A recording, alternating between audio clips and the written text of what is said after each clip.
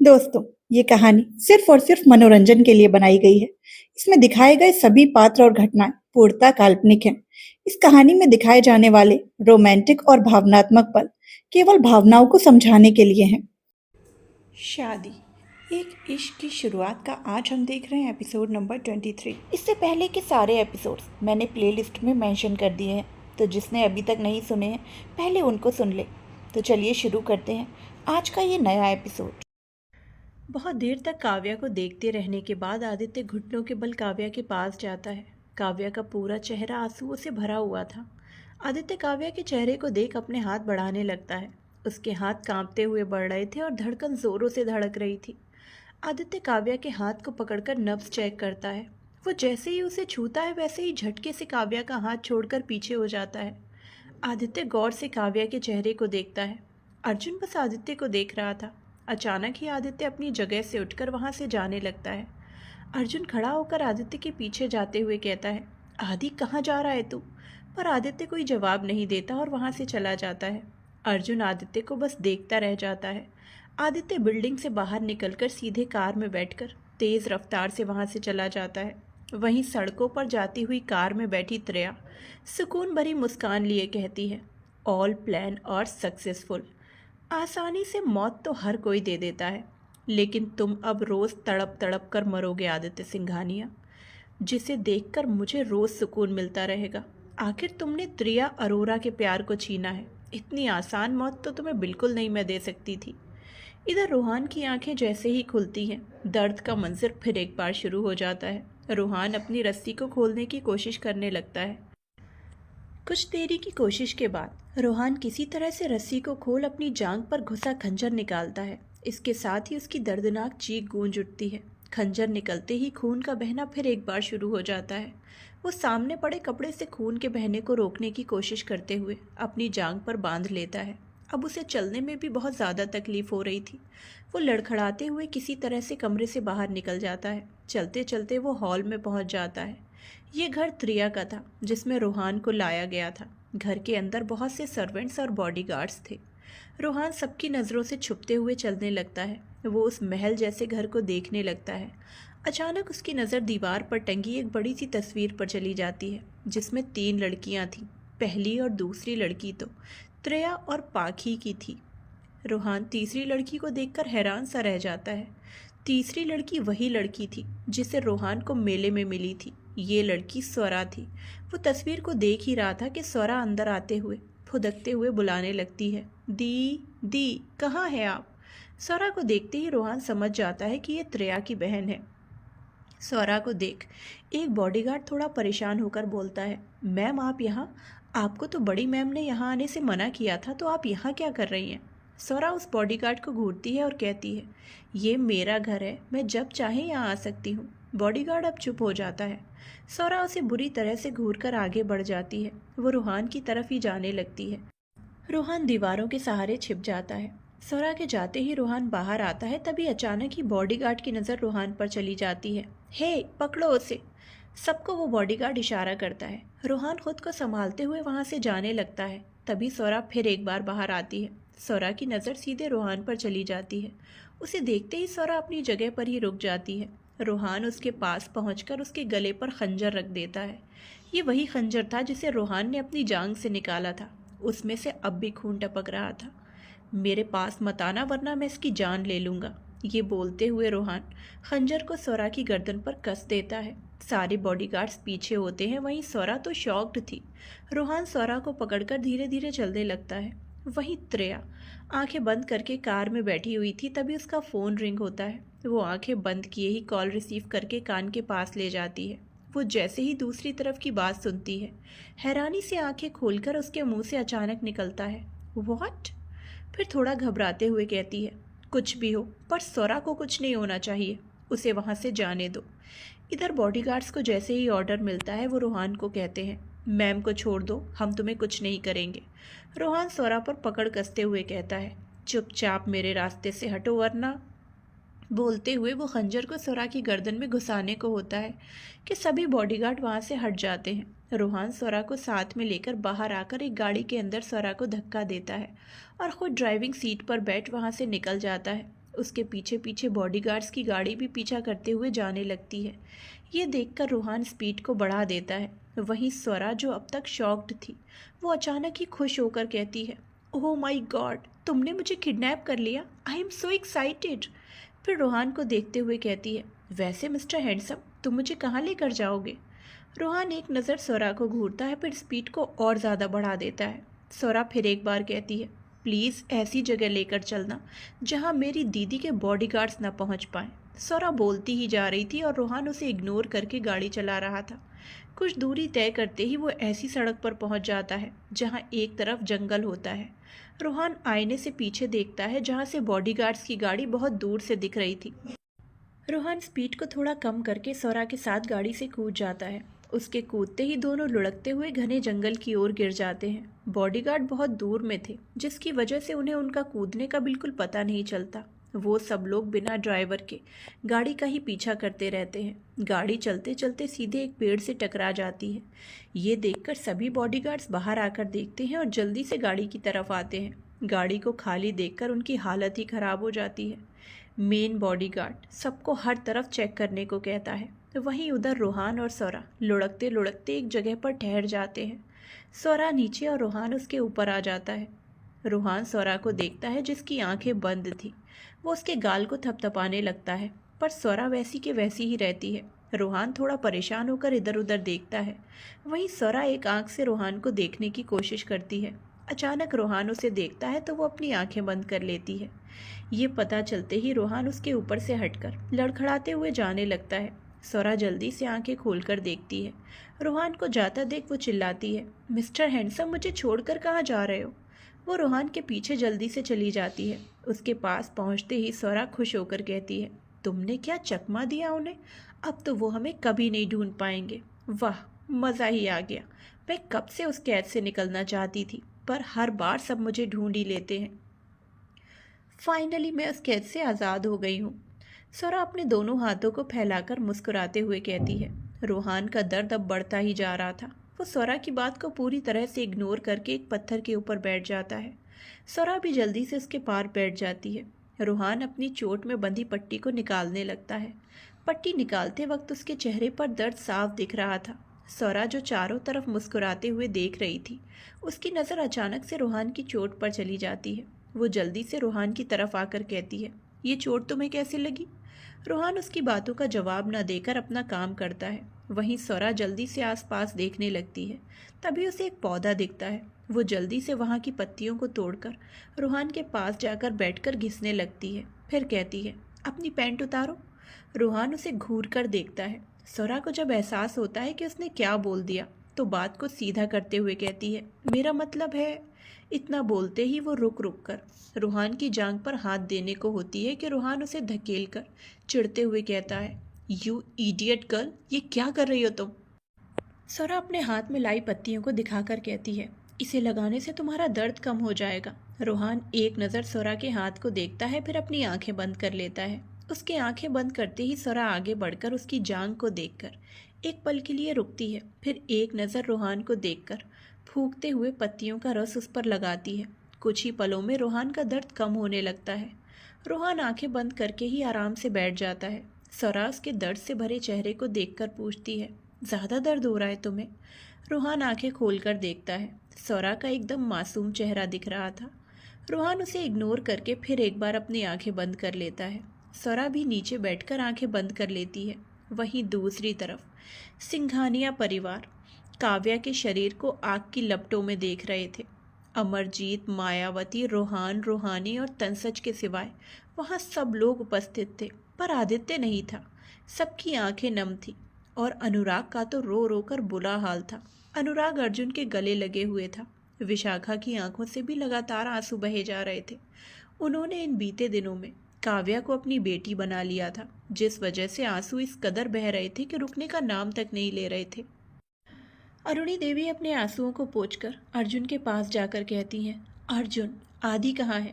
अर्जुन आग की लपटों को देखते हुए कहता है, पता नहीं दादी, वो काव्या की हालत को देखते ही कहीं चला गया। मैंने पूछा था पर उसने कोई जवाब नहीं दिया।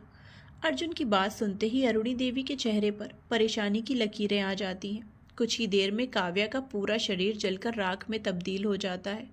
अब सभी वहाँ से चले जाते हैं। सिंघानिया विला में दुख का मंजर पसरा हुआ था। वहाँ अमरजीत हॉस्पिटल में एडमिट थे। वैसे तो ऑपरेशन के बाद उनकी कंडीशन ठीक हो चुकी थी। वहीं रोहान की किसी को खबर नहीं थी। इसके साथ ही आदित्य भी गायब हो चुका था। किसी को समझ नहीं आ रहा था कि आखिर उनके परिवार को किसकी नज़र लग गई जो इस कदर दुख से घिर चुका था। वहीं दूसरी तरफ त्रेया का दिमाग खराब हो चुका था। उसने तो रोहान को बहुत लाइटली लिया था, जिसकी वजह से उसकी जान से ज़्यादा प्यारी बहन को उसकी आंखों के सामने से गायब कर दिया। त्रेया एक बॉडीगार्ड पर चिल्लाते हुए कहती है, मैंने मना किया था ना, सौरा कुछ दिनों के लिए किसी भी हालत में यहाँ नहीं आनी चाहिए। वो बॉडीगार्ड कांपते हुए कहता है, मैम हमें चकमा देकर यहाँ आई थी, हम में से किसी को नहीं पता था कि वो यहाँ है। त्रेया अपना सिर पकड़ लेती है। पता नहीं ये लड़की कब सुधरेगी। फिर थोड़ा परेशान होकर कहती है, कहीं रोहान ने उसे कुछ कर दिया तो। इतना बोलते ही वो गुस्से से बॉडीगार्ड से कहती है, मुझे मेरी सौरा किसी भी हालत में चाहिए, जाओ और ढूंढो उसे।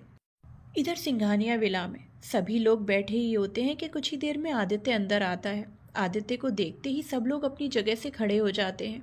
आदित्य किसी की तरफ भी ध्यान दिए बिना सीधे अपने कमरे की तरफ बढ़ जाता है। आदित्य कमरे में जाते ही हर तरफ अपनी नज़रें डालता है। वो बहुत देर तक एक जगह पर खड़े हुए गौर से कमरे को देखता है, फिर आगे बढ़कर दीवार पर टंगी अपनी और काव्या की तस्वीर को लेकर बेड के नीचे ज़मीन पर बैठ जाता है। वो एक टक काव्या के मुस्कुराते हुए चेहरे को देखने लगता है, फिर काव्या के चेहरे पर हाथ फेरने लगता है। वो काफ़ी शांति से बस काव्या के चेहरे को ही देख रहा था।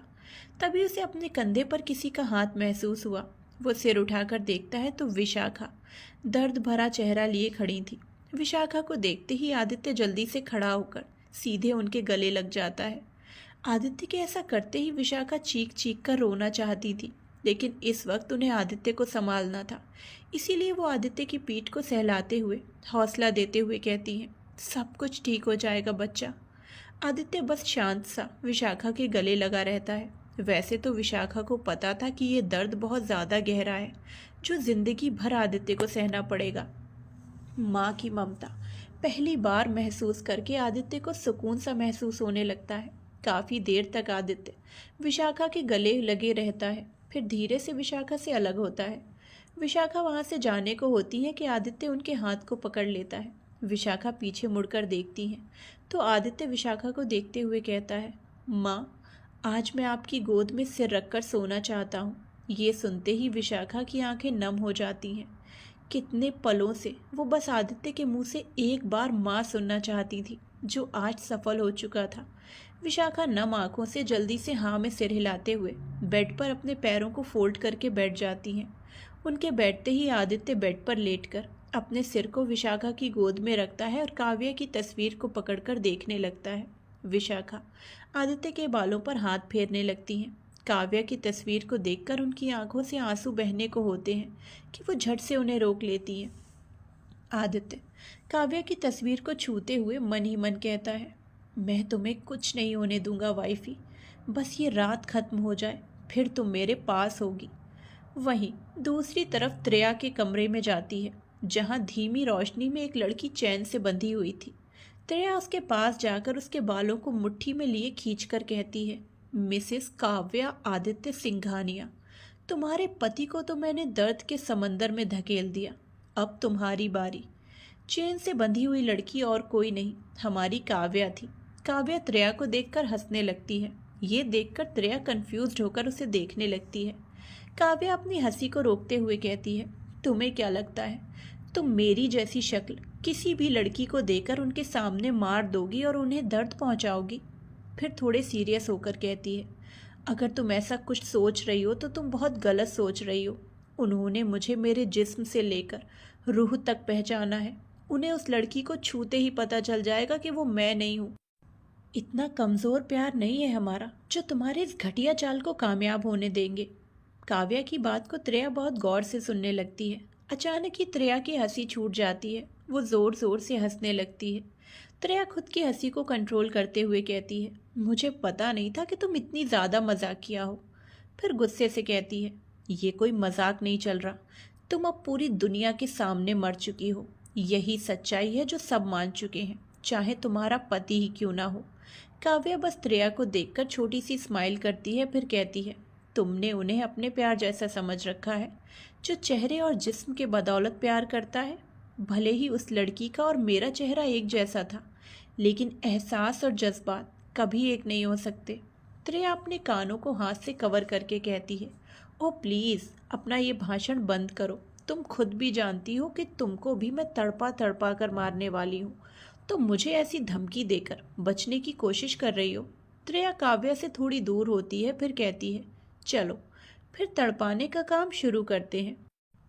वो इतना ही बोलती है कि चेन ऊपर की तरफ खिंचने लगता है। इसके साथ ही काव्या भी ऊपर होने लगती है। काव्या को इस सब से कोई मतलब नहीं था, वो तो बस त्रिया के आने वाली मौत को अपने सामने देख रही थी। काव्या के ऊपर होते ही उसके नीचे लोहे की नुकीले कांटे निकलते हैं। उसके निकलते ही काव्या को नीचे कर देती है, जिससे काव्या के पैर पर वो नुकीले कांटे घुस जाते हैं। काव्या कसकर आंखें बंद कर लेती है। हर एक कांटे की धार से काव्या के पैरों का खून रिसकर बाहर आता है, पर काव्या के मुंह से आह तक नहीं निकलती। काफ़ी देर तक कांटों के बीच काव्या के पैर दर्द सहते रहते हैं। फिर कुछ पल में कांटे फर्श के नीचे दब जाते हैं। त्रिया काव्या के पास जाकर जलती हुई गर्म लोहे को हाथ में फेरने लगती है। काव्या चीखना चाहती थी, लेकिन वो अपनी आवाज़ को अंदर ही दबा लेती है। कुछ ही पलों में काव्या के हाथ को त्रिया पूरी तरह से जला देती है। काव्या का हाथ पूरा लाल हो चुका था।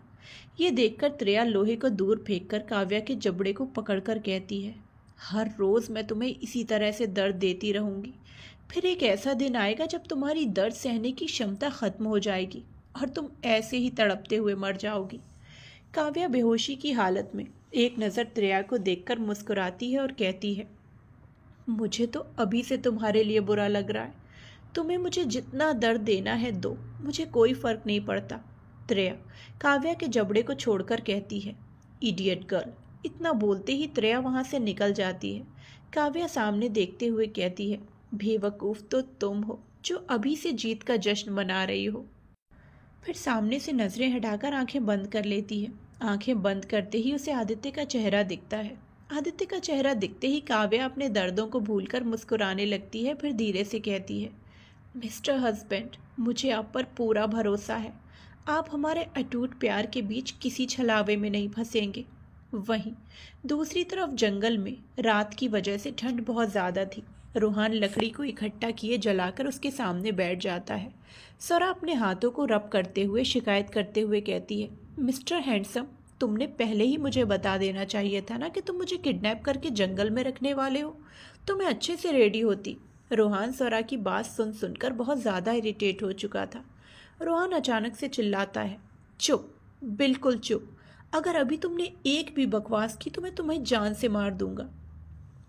स्वरा रूहान के ऐसे चिल्लाने से सहम सी जाती है। फिर कुछ देर बाद मासूम सा चेहरा बनाकर कहती है, डांट क्यों रहे हो? प्यार से भी चुप रहने के लिए कह सकते हो। और वैसे भी मैंने गलत क्या बोला? अगर तुम मुझे पहले बता देते। बोलते हुए स्वरा फिर एक बार शुरू हो जाती है। रूहान अपना सिर पकड़ लेता है। ओह गॉड, कैसी मुसीबत को गले लगा लिया मैंने। अच्छा होता इसे उसी गाड़ी में छोड़ देता। तुमने मुझे गले कब लगाया? स्वरा तुरंत बोलती है। रूहान स्वरा को धक्का देकर सीधे उसके ऊपर आ जाता है। रूहान के ऐसा करने से वो दोनों एक दूसरे के बहुत करीब हो जाते हैं। स्वरा की धड़कन ज़ोरों से धड़कने लगती है। वो एकटक रूहान को देखती है। रूहान थोड़ा ज़ोर से बोलता है, मैंने कहा ना बिल्कुल चुप, वरना मैं तुम्हें काट कर जानवरों को खिला दूंगा। मैं तुम्हें घुमाने के लिए लेकर नहीं आया हूँ। तुम्हें मैंने किडनैप किया है। मुझे एक वक्त नहीं लगेगा तुम्हें मारने में। इतना बोलते ही रूहान उसके ऊपर से हट जाता है। वहीं स्वरा लेटी की लेटी रह जाती है। रूहान उसे इग्नोर करके दूसरी तरफ जाकर लेट जाता है। काफ़ी देर तक स्वरा चुप रहती है, फिर उठकर चुपचाप बैठ जाती है। चारों तरफ देखती है, जहाँ घने जंगल के अलावा कुछ नहीं था। फिर वो रूहान को देखती है जो अब सो रहा था। स्वरा खुद के हाथ रब करने लगती है। आग भी अब जलते जलते थोड़ी धीमी हो चुकी थी, जिससे ठंड का एहसास होने लगता है। स्वरा उठकर रूहान के पास जाकर लेटकर उसे टाइटली पकड़ लेती है। रूहान को जैसे ही एहसास होता है, वो स्वरा को दूर करता है। स्वरा रूहान को टाइटली पकड़कर कहती है, मुझसे ठंड बर्दाश्त नहीं होती। रूहान को भी एहसास होता है कि स्वरा ठंड से कांप रही है। और उसका पूरा शरीर ठंडा था। रोहान कुछ सोचते हुए उठता है, फिर अपनी जैकेट उतारकर सोरा को देता है। सोरा जल्दी से उसे लेकर पहन लगती है। अब फिर एक बार रोहान लकड़ी को जलाने लगता है, जिससे आग की तपन से सोरा को राहत मिलती है। रात बढ़ने से अब रोहान की आंखें बंद होने लगती हैं। वो एक नज़र सोरा को देखता है जो सुकून से सो रही थी। रोहान उठकर दूसरी साइड जाकर लेट जाता है और अपनी आंखें बंद कर लेता है। अगली सुबह रोहान की आंखें जैसे ही खुलती हैं तो उसकी सीधा नज़र सामने जाती है जहां सोरा नहीं थी। वो जल्दी से उठकर बैठ जाता है। चारों तरफ देखने पर भी उसे सोरा कहीं नहीं दिखती। रोहान को अब बेचैनी सी होने लगती है। वो उठकर वहां से जाने लगता है। वो जंगलों में घूम घूम कर सोरा को आवाज़ देने लगता है, पर सन्नाटे के अलावा वहां कोई आवाज़ नहीं आती। तेज चलने की वजह से उसे अब फिर एक बार अपनी जांघ में दर्द होने लगता है। प्रेशर पड़ने की वजह से उसमें से अब खून भी बहने लगता है, पर उसकी फिक्र किए बिना रोहान का ध्यान तो बस सोरा पर था। वो एक पेड़ के सहारे खड़ा हो जाता है। तभी उसके कंधे पर कोई हाथ रखता है। रोहान पीछे मुड़कर देखता है तो सामने सोरा खड़ी थी। उसे देखते ही रोहान गुस्से से उसके कंधे को पकड़कर कहता है, कहाँ चली गई थी तुम? तुम्हारा दिमाग खराब है? इसे क्या गार्डन समझ रखा है? जोर से चिल्लाते हुए, जंगल है ये जंगल, अगर तुम्हें कुछ हो जाता तो? बोलते हुए रोहान रुक जाता है। सोरा सिर झुकाए कहती है, मुझे प्यास लगी थी तो पानी ढूंढने गई थी। रोहान फिर एक बार उस पर चिल्लाता है, मुझे उठा नहीं सकती थी? तुम्हें पता भी है मैं कितना डर। बोलते बोलते रोहान रुक जाता है और सोरा को छोड़कर उसकी तरफ पीठ करके खड़ा हो जाता है और आंखें बंद करके अपने मन में कहता है, ये मुझे क्या हो रहा है? मुझे क्या फ़र्क पड़ता है ये लड़की जिए या मरे? रोहान अब वहाँ से जाने लगता है तो सोरा भी जल्दी से उसके पीछे जाने लगती है। हे, मेरे लिए तो रुको। बोलते हुए सोरा दौड़कर रोहान के पास चली जाती है। रोहान को धीरे धीरे दर्द का एहसास होने लगता है। थोड़ी देर चलते रहने के बाद वो बैठ जाता है। उसके बैठते ही सोरा की नज़र सीधे उसकी चोट पर चली जाती है। इसमें से तो फिर से खून बह रहा है। रोहान सोरा की बातों को नज़रअंदाज करके अपने दर्द को सहते हुए आंखें बंद कर लेता है।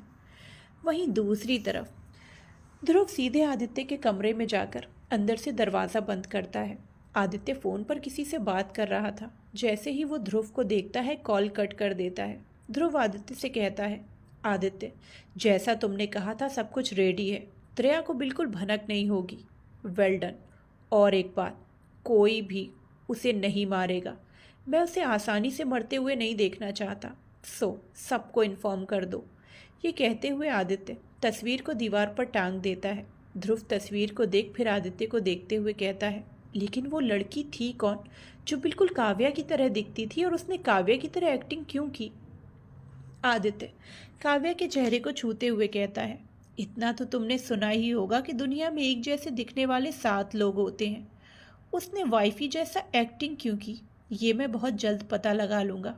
इस वक्त मेरे लिए मेरी वाइफी सबसे ज़्यादा इम्पॉर्टेंट है। इतना कहते हुए आदित्य झुककर काव्या के फोटो को चूम लेता है। उसे देखकर ध्रुव मुस्कुरा देता है। आदित्य मुड़कर ध्रुव को देखते हुए कहता है, चलो। ध्रुव वहाँ में सिर हिलाते हुए दरवाज़ा खोलता है और दोनों साथ में बाहर चले जाते हैं। इधर रोहान और सोरा फिर एक बार रास्ते की खोज में चलते रहते हैं। वो दोनों चल ही रहे थे कि रोहान को सामने से आते हुए बॉडीगार्ड्स दिखते हैं। रोहान सोरा को झटके से खींचकर पेड़ के पीछे छिप जाता है। छिपने के मकसद से वो सोरा को पेड़ पर सटा देता है। रोहान ने जो तीनों बटन्स खोले रखे थे, इस वजह से उसका खुला सीना सोरा के सामने दिख रहा था। रोहान को करीब देखकर सोरा का दिल जोरों से धड़कने लगता है। वहीं रोहान तो बॉडीगार्ड्स को देखने में मग्न था। वो सोरा के ऊपर झुकता जा रहा था, जिसका एहसास उसे बिल्कुल नहीं था। दोनों इतने ज़्यादा करीब थे कि रोहान को अगर कोई गलती से धक्का मार दे तो उसके होंठ सीधा सोरा के होंठों के साथ मिल जाते। बॉडीगार्ड्स की टीम जब रोहान को नहीं दिखती तो उसकी नज़र सीधे सोरा पर चली जाती है। सोरा की नज़रें सिर्फ रोहान पर थी। उसकी आंखें इस कदर गहरी थी कि रोहान एक पल के लिए उसकी आंखों में डूबने लगता है। सोरा के गुलाबी होंठ रोहान को बहुत ज़्यादा आकर्षित करने लगते हैं। रोहान और सोरा एक दूसरे में खोए हुए थे कि तभी वहाँ 2 बॉडीगार्ड्स आ जाते हैं। उनकी आहट से रोहान सोरा से दूर होता है। बॉडीगार्ड रोहान पर गन पॉइंट करते हैं। रोहान झटके से लात मारकर उनकी गन लेकर दोनों पर शूट कर देता है, जिसकी आवाज़ सुनकर सारे बॉडीगार्ड्स उनकी तरफ आते हैं। रोहान सौरा का हाथ पकड़कर वहां से थोड़ा तेजी से चलने लगता है। सौरा का ध्यान बार बार पीछे मुड़कर देखने में होता है। वहीं रोहान उसे खींचते हुए लेकर जाने लगता है। काफी देर तक चलते रहने पर सौरा मुंह बनाते हुए कहती है, मिस्टर हैंडसम, मैं थक चुकी हूँ। रोहान मुड़कर सौरा को देखता है, जिसके चेहरे पर थकावट साफ दिख रही थी।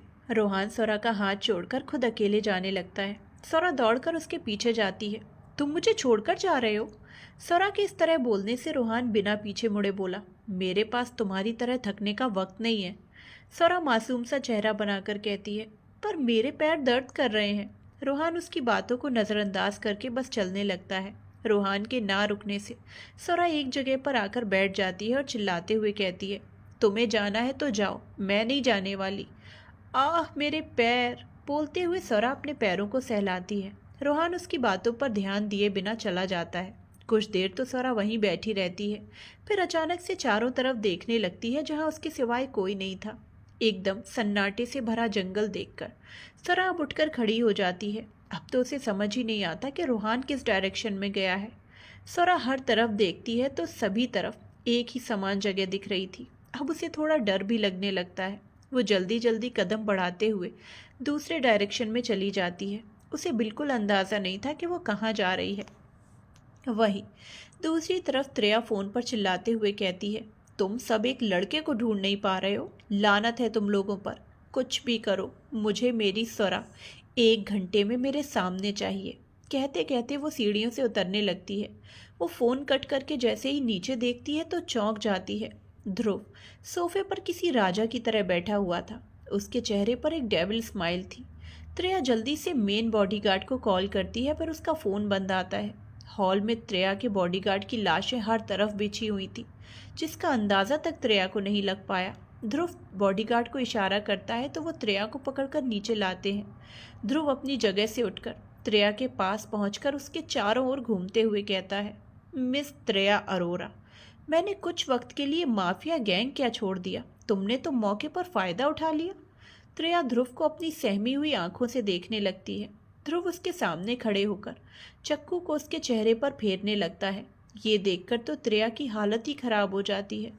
ध्रुव उसके चेहरे से गर्दन की तरफ चाकू को लेकर आता है, फिर अचानक से जोरदार वार उसके हाथ पर करता है, जिससे त्रेया की चीख निकल जाती है। हाथ में बहुत ज़्यादा गहरा कट लग जाता है। खून झरझराते हुए बाहर आकर फर्श पर टप टप करके गिरने लगता है। क्या तुम भूल चुकी थी कि माफिया गैंग का लीडर मैं हूँ, और लीडर कभी भी इस गैंग को कंट्रोल कर सकता है। ध्रुव का चेहरा अब काफ़ी ज़्यादा डार्क होने लगता है, जिससे त्रेया डरते हुए कांपने लगती है। उसे तो लगा था कि ध्रुव ये सब हमेशा के लिए छोड़ चुका है, क्योंकि रुद्रांश के मरने के बाद तो ध्रुव ने सारे इलीगल काम छोड़ दिए थे। अब वो जितना भी काम करता था लीगल था, पर अचानक से ध्रुव का हैवान रूप उसे देखने को मिलेगा ये उसे बिल्कुल अंदाज़ा नहीं था। ध्रुव उससे दूर होकर फिर एक बार सोफे पर किंग की तरह बैठ जाता है और अपनी सर्द नज़रों से त्रेया को देखता है। कुछ ही देर बाद वो काली को देखते हुए कहता है, मुझे माफिया गैंग के हर एक लोगों की जानकारी चाहिए जिसने इसकी मदद की। काली जल्दी से सिर हिलाते हुए कहता है, यस बॉस। इधर कमरे का दरवाज़ा खुलते ही काव्या के चेहरे पर एक तेज़ रोशनी पड़ती है। वो आंखें खोलकर सामने देखती है तो रोशनी की वजह से सामने खड़े इंसान का चेहरा नहीं दिखता। उसे देखते ही काव्या का दिल ज़ोरों से धड़कने लगता है। उसे समझते देर नहीं लगती कि सामने खड़ा शख्स आदित्य है। आदित्य दौड़कर काव्या के पास जाता है और उसकी चेन को खोलने लगता है। चेन खुलते ही आदित्य काव्या के चेहरे को पकड़कर पूरे चेहरे को होंठों से चूमने लगता है। काव्या आदित्य के इस रिएक्शन से समझ जाती है कि आदित्य बहुत ज़्यादा डर गया था। आदित्य के होंठों का स्पर्श काव्या के चेहरे पर पड़ते ही वो सुकून से मनी मन मुस्कुराने लगती है। आदित्य काव्या के चेहरे को इस कदर चूमता रहता है जैसे अपने डर को इसी छुअन से दूर कर रहा हो। काव्या बस आंखें बंद करके आदित्य के होंठों की छुअन को महसूस करने लगती है। आदित्य रुककर काव्या के चेहरे को देखता है, फिर झटके से गले लगा लेता है। काव्या अपने हाथ को आदित्य की पीठ पर हाथ रख देती है। तभी आदित्य की फिक्र भरी आवाज़ आती है, वाइफी तुम ठीक तो हो ना? काव्या मुस्कुराते हुए हाँ में जवाब देती है। काफ़ी देर बाद आदित्य काव्या से अलग होकर उसके हाथ को पकड़कर जाने को होता है कि उसकी नज़र काव्या के हाथों पर चली जाती है, जिसमें हर तरफ जलने के निशान थे। ये देखकर आदित्य का चेहरा एकदम से डार्क हो जाता है। वो काव्या से थोड़ा दूर होकर ऊपर से नीचे तक देखता है। काव्या के पैर खून से सने हुए थे और फर्श पर खून फैला था। आदित्य काव्या के चेहरे को देखता है तो अब भी मुस्कुराते हुए उसे देख रही थी।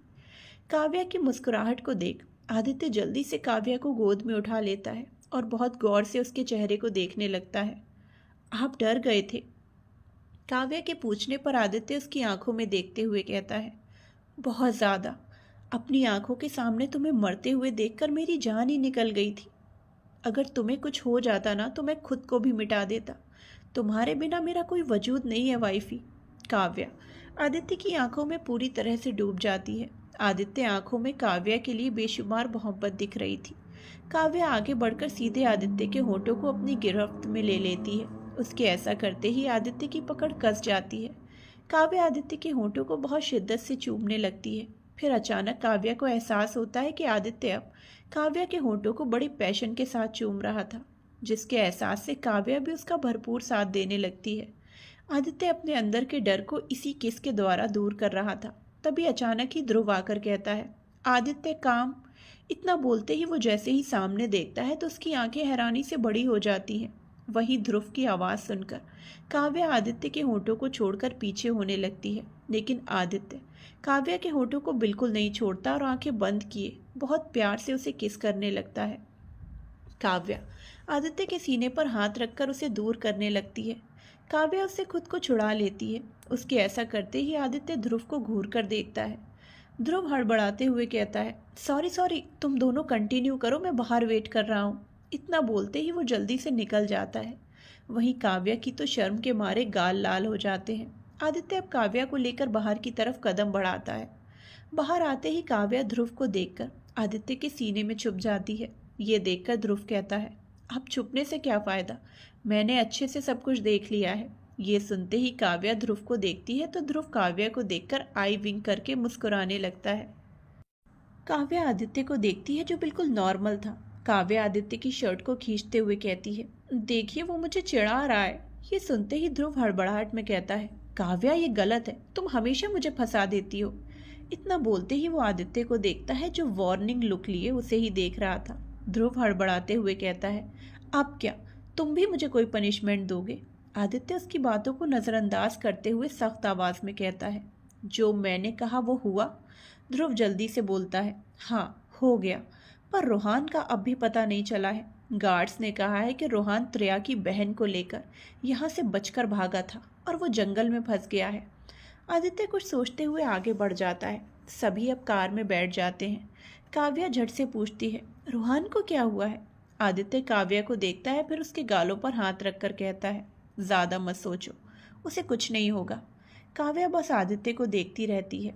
आदित्य फर्स्ट एड बॉक्स निकालकर काव्या के हाथों पर लगाता है, फिर उसके पैरों को अपने ऊपर रखकर कॉटन से खून से पोंछने लगता है। काव्या के पूरे पैर जख्मी हो चुका था। कांटों की धार काव्या के पैरों पर साफ दिख रही थी। काव्या के पैरों की हालत देखकर आदित्य आंखें बंद कर लेता है। खून के पोंछते ही काव्या के पैर पर गहरा गड्ढा जैसा दिख रहा था, जो आदित्य की बर्दाश्त से बाहर था। काव्या बस एक टक आदित्य को देखती रहती है। आंखें बंद करके ही आदित्य काव्या के पैरों पर पट्टी कर देता है। पट्टी करते ही वो फर्स्ट एड बॉक्स को रखकर सीट पर टेक कर आंखें बंद कर लेता है। काव्या उसके पास जाकर अपने सिर को कंधे पर रख लेती है। आदित्य आंखें खोलकर काव्या को उठाकर अपनी गोद में बिठाकर गले लगा लेता है। काव्या उसके गले लगती ही और धीरे से कहती है, मिस्टर हैंडसम, मुझे बिल्कुल दर्द नहीं हो रहा। ये चोट आपके प्यार से पल भर में भर जाएगी, आप इसके लिए खुद को ब्लेम मत कीजिए। आदित्य काफ़ी शांति से कहता है, तुम मेरे मन की सारी बातें जान लेती हो ना? काव्या शांति से जवाब देती है, हम दो जिस्म एक जान है, तो फिर कैसे नहीं जान पाऊंगी? आदित्य काव्या के बालों को सहलाते हुए उसे चूम लेता है और सीने से लगा लेता है। इधर स्वरा रोहान को खोजते खोजते पूरी तरह से भटक जाती है। अब तो उसकी रोने जैसी सूरत बन जाती है। ऊपर से इतना घना जंगल और वो सिर्फ अकेली। स्वरा रोंदू आवाज़ में रोहान को बुलाने लगती है, पर उसके सिवाय किसी की आवाज़ नहीं आती। वो थक हार कर पत्थर पर बैठकर रोने लगती है। कुछ देर तक वो रोती रहती है, लेकिन अचानक ही उसे एहसास होता है कि कोई इसके पास खड़ा है। ये एहसास होते ही वो डर से कांपने लगती है। वो डरते हुए धीरे धीरे सिर उठाकर देखती है तो सामने रोहान बिना भाव के खड़ा था। उसे देखते ही स्वरा झट से उसके गले लगकर रोने लगती है। तुम बहुत बुरे हो, तुम मुझे घने जंगल में अकेला छोड़कर चले गए। शिकायत करते हुए वो लगातार रोने लगती है। वहीं रोहान चुपचाप खड़ा था। अचानक से ही रोहान का हाथ स्वरा के बालों को सहलाने लगता है। स्वरा अब सुबकने लगती है। धीरे धीरे इसका सुबकना बंद हो जाता है और वो शांति से गले लगी रहती है। तभी रोहान कहता है, तुम्हारा रोना खत्म हो गया हो तो चलें, मुझे रास्ता मिल गया है। स्वरा रोहान से अलग होकर हाँ में सिर हिला देती है। रोहान स्वरा का हाथ पकड़कर उसे लेकर जाने लगता है। स्वरा बस रोहान को देखती रहती है और रोहान बस रास्ते पर ध्यान देते हुए चलने लगता है। To be continued.